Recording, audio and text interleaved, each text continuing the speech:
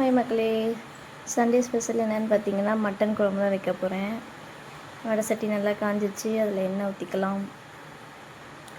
தேவையான அளவுக்கு எண்ணெய் ஊற்றிட்டு நம்ம வந்து பட்டை லவங்கம் இதெல்லாம் போட்டுக்கலாம். சோம்பு இருந்தால் சோம்பு போடலாம், சோம்பு இல்லாதனால போடலை. இது நல்லா பொரியட்டும். நல்லா பொரிஞ்சதுக்கப்புறம் சின்ன வெங்காயம் தான் மட்டன் குழம்புக்கு ஃப்ளேவர் அதிகம், அதனால் சின்ன வெங்காயம் போட்டு நல்லா வதக்கிடலாம். நல்லா வந்துட்டு அந்த வெங்காயம் வந்துட்டு வதங்கணும். அது நல்லா வதங்கினதுக்கப்புறம் தேவையான அளவு வந்துட்டு உப்பு போட்டுக்கலாம். அது வெங்காயம் வதங்கிறதுக்கு உப்பு போட்டுக்கலாம். நல்லா வதங்கட்டும். ஒரே ஒரு பச்சை மிளகா ஃப்ளேவருக்கு போட்டுக்கலாம். அப்புறம் கருவேப்பிலை கொஞ்சம் நிறையா போட்டுக்கலாம். நான்வெஜ்னாலே கருவேப்பிலை இல்லாமல் இல்லைல்ல, நல்லா போட்டுக்கலாம். இஞ்சி பூண்டு வந்துட்டு ரொம்ப நைஸாக அரைக்காமல் கொரகொரப்பாக அரைச்சி போட்டுக்கலாம். அப்போ தான் வந்து டேஸ்ட் நல்லாயிருக்கும். அது நல்லா வந்துட்டு கொஞ்சம் இதான வாட்டி தக்காளி ஆட் பண்ணி நல்லா வதங்கட்டும். எந்த அளவுக்கு வந்து நம்ம வதக்குறோமோ அந்தளவுக்கு வந்துட்டு டேஸ்ட் அதிகமாக இருக்குங்க. நான் வந்துட்டு ப்ரொஃபஷ்னல் குக்கர்லாம் கிடையாது, வந்துட்டு அரகுர குக்கர் தான், தெரிஞ்ச அளவுக்கு சொல்கிறேன்.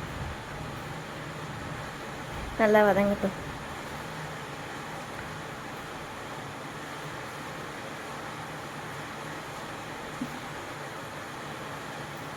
பிகினர்ஸ்க்கு சப்போர்ட் பண்ணுங்கப்பா. இது ஃபஸ்ட்டு என்னோடய லாங் வீடியோ, இது என்னோடய ஃபஸ்ட்டு லாங் வீடியோ. வீடியோ பாருங்கள், பிடிச்சிருந்தால் சப்ஸ்கிரைப் பண்ணிக்கோங்க. ஏதாவது டிப்ஸு சொல்கிற மாதிரி இருந்தால் சொல்லுங்கள், நானும் தெரிஞ்சுக்கிறேன். இது ஓரளவுக்கு வதங்கட்டும். வதங்கினதும் நம்ம வந்துட்டு மட்டன் ஆட் பண்ணிக்கலாம். மட்டன் ஆட் பண்ணிட்டேன், மஞ்சத்தூளும் ஆட் பண்ணிட்டேன். அது டிப்ஸ் காணா போச்சுக்கா, எங்கே எடுத்தேன் காணோம். வந்துட்டு இது நல்லா வேகட்டும். எந்த அளவுக்கு வந்துட்டு நம்ம வந்துட்டு அந்த எண்ணெயிலேயே வேக வைக்கிறோமோ அந்தளவுக்கு டேஸ்ட் நல்லாயிருக்கும்.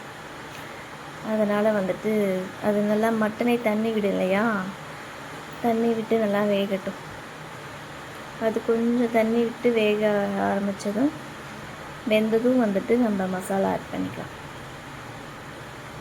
மட்டன் மசாலா, மிளகாத்தூள், அப்புறம் மிளகுத்தூள், கறி மசாலா, அப்புறம் கொத்தமல்லி தூள். இது ஒவ்வொரு டைம் வந்துட்டு நான் அரைச்சும் போடுவேன். இப்போ வந்து தம்பி வர தூங்கிட்டு இருந்தானா, அதனால் வந்துட்டு சரி நம்ம அரைச்சே இது மசாலாவே போட்டுடலாம் அப்படின்னு சொல்லிட்டு பேக்கெட் மசாலா தான் போட்டிருக்கேன்.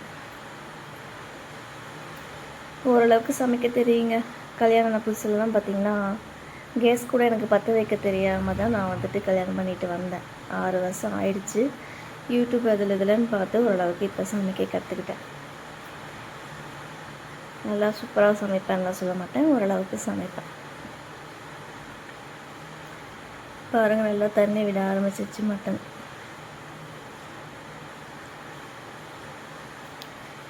எந்த அளவுக்கு வந்துட்டு இப்படி நம்ம வந்துட்டு எண்ணெயிலேயே வேக வைக்கிறோமோ அந்த அளவுக்கு டேஸ்ட் நல்லாயிருக்கும் அப்படின்ட்டு யூடியூப்பில் சொன்னாங்க, நான் சொல்லலை.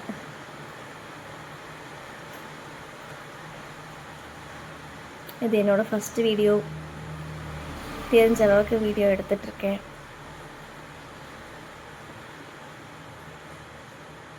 சப்ஸ்கிரைப் பண்ணி சப்போர்ட் பண்ணுங்கள். ஓரளவுக்கு தண்ணி நல்லா விட்டுருச்சு.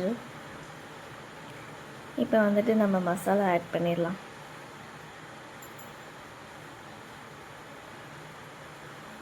மசாலா ஆட் பண்ணிவிட்டு நம்ம வந்துட்டு அந்த எண்ணெயிலேயே வந்துட்டு அந்த மசாலாவோட வாசம்லாம் போகிற அளவுக்கு நம்ம வந்து வேக வைக்கணும்.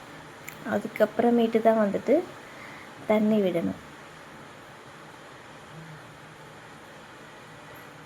நான் வந்துட்டு இந்த தேங்காய் இதெல்லாம் அரைச்சி ஊற்ற மாட்டேங்க. வந்துட்டு தேங்காய் வந்துட்டு நைட் டைமில் சாப்பிட்டோம்னா நெஞ்சு கறிக்குன்னு சொல்லிட்டு வீட்டில் சாப்பிட மாட்டாங்க. அதனால் பார்த்திங்கன்னா தேங்காய் அரைச்சி ஊற்ற மாட்டேன்.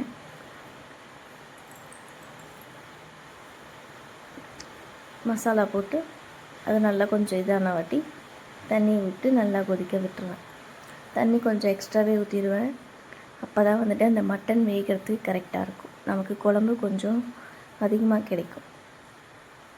பார்த்திங்களா, தண்ணி நல்லா வந்து ட்ரை ஆகிடுச்சு. ஒரு கிரேவி மாதிரியும் இல்லாமல் குழம்பாகவும் இல்லாமல் செமி கிரேவியாக நமக்கு ரெடி ஆகிடுச்சு.